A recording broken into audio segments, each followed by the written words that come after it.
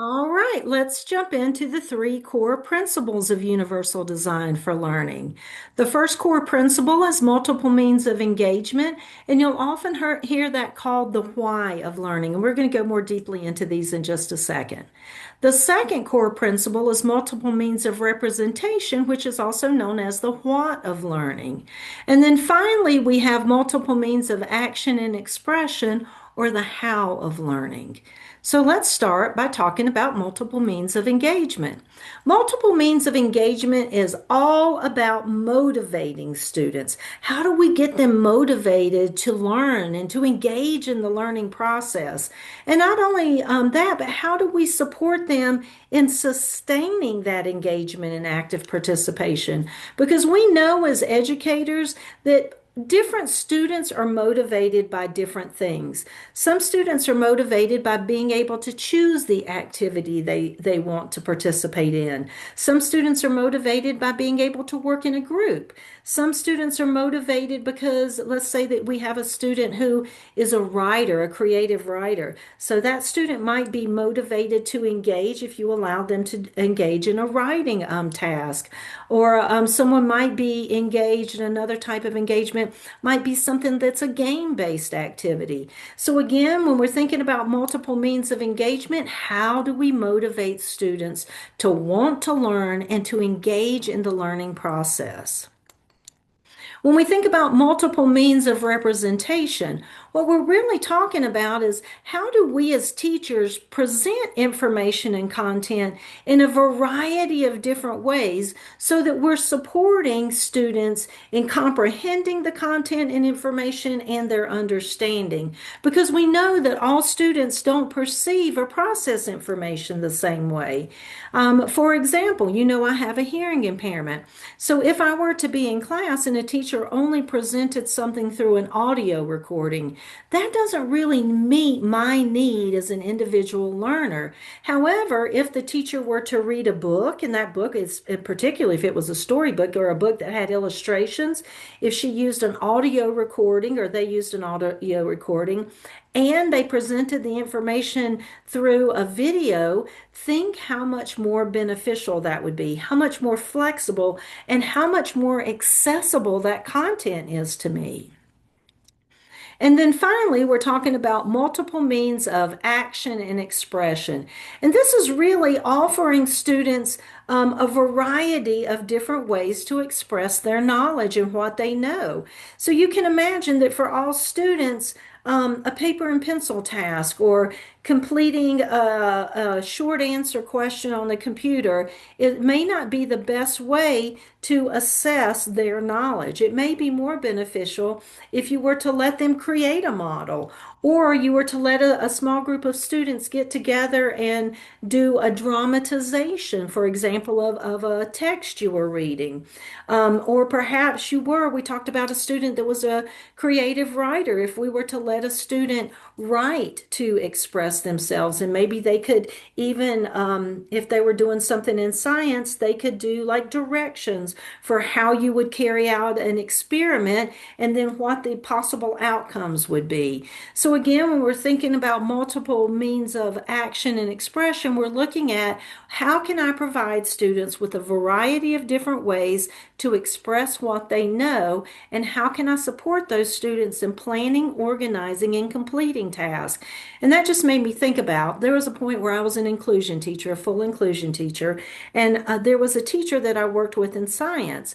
And so instead of giving the end of the unit science exam, test, which was one of the options that students had, we provided them with a list of 5 to 7 different things that they could do to demonstrate the knowledge they had gained about a specific science concept. And we often did things like you could do a cartoon. You could do some type of a graphic illustration, and it would have to be labeled and there would have to be some text on it. But again, given those students choices in how they would express their knowledge and understanding of the content that you've been teaching. So when we look at multiple means of engagement again, what does that mean? It means that we really want to plan ahead of time to stimulate students' interest and their motivation to learn. A great way to do this is to provide students with choices.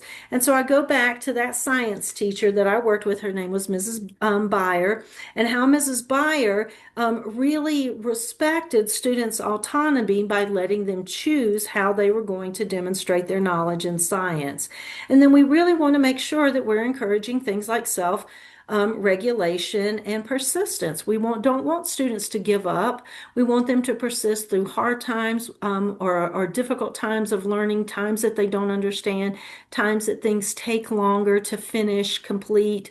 For example, if you think about some more difficult math, I think about long division. I want you to be able to persist through all of those steps. And so some examples of multiple means of engagement are offering flexible seating or quiet spaces. So think how that benefits and supports and encourages self-regulation. Using game-based learning. Again, that's a thing that's highly motivating for many students.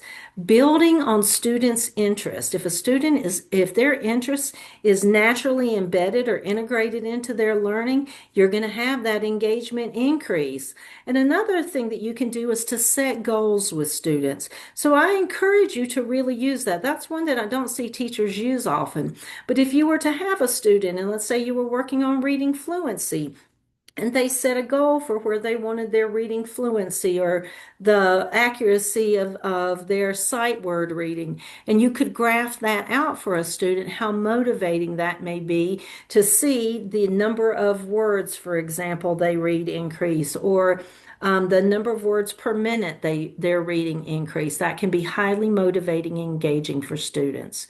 So during class, just want to let you know that you're going to get with a partner, and what you're going to do is that you're going to do some brainstorming. We are going to create a master list that will be open and a resource for everyone that has a list of all of the core principles. And here are some examples of how you might implement that principle in your classroom. And so you'll start with a partner by looking up, and you can use any type of Google search. You can use AI tools like ChatGPT. You can use instructional videos. You can use any course resources. But what I want you to do while you're in class is to come up with as many examples as you can that demonstrate multiple means of engagement. So where you are helping students sustain effort and motivation, regulate their emotions, find relevance, meaning, or purpose in the task or in their learning, or where they get to choose how they participate in learning. So again, that'll be an activity that we complete in class. All right, let's look at multiple means of representation. Well, what does that mean? Again, it means that you're going to present information in different ways, and you're going to provide options that work with different types of perception or that address different types of comprehension.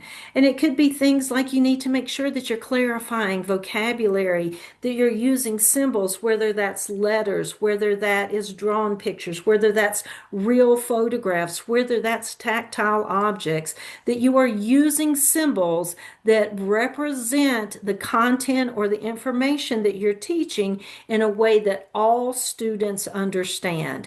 And so here are some examples of multiple means of representation. Again, you could use visuals, you could use audio, or you could use some type of hands-on material. You could chunk information and content. Instead of representing it as a whole, I'm going to show you chunks of it at a time or teach you chunks of it at a time.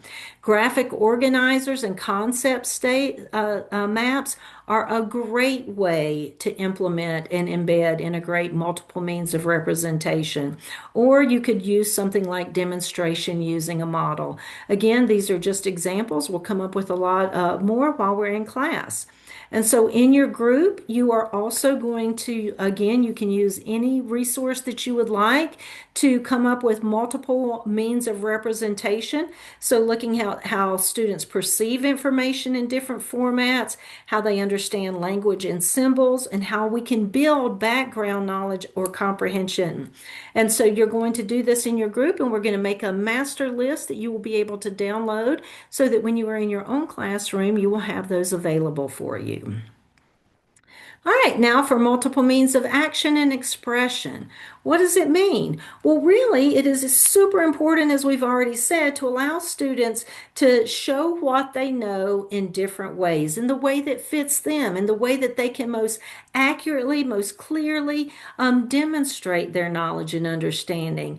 And so we're going to integrate a variety of tools for communication. It could be things, I'll give you examples in just a second.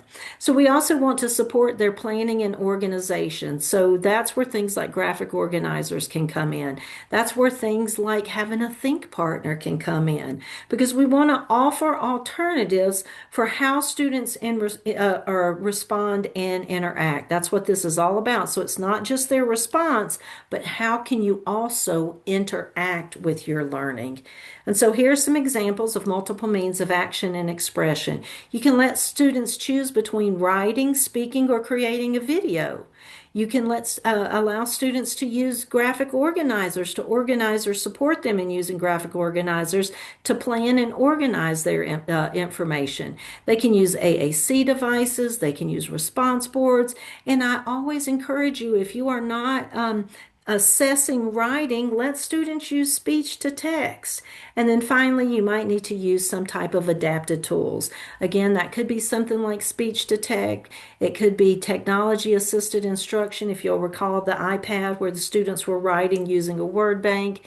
There are all types of ways that you can use adaptive tools, even adapted manual writing tools such as a weighted pencil or something. And again, in class, you are going to be able to use any resources you would like and then come up with a list of different examples for multiple means of action and expression that focus on students being able to physically demonstrate their learning, to express ideas using different types of tools and media, and then any kind of supports that you can come up with for planning, organizing, and completing tasks. All right, so there is a little bit more in-depth information on multiple means of action and expression, multiple means of engagement, and multiple means of representation.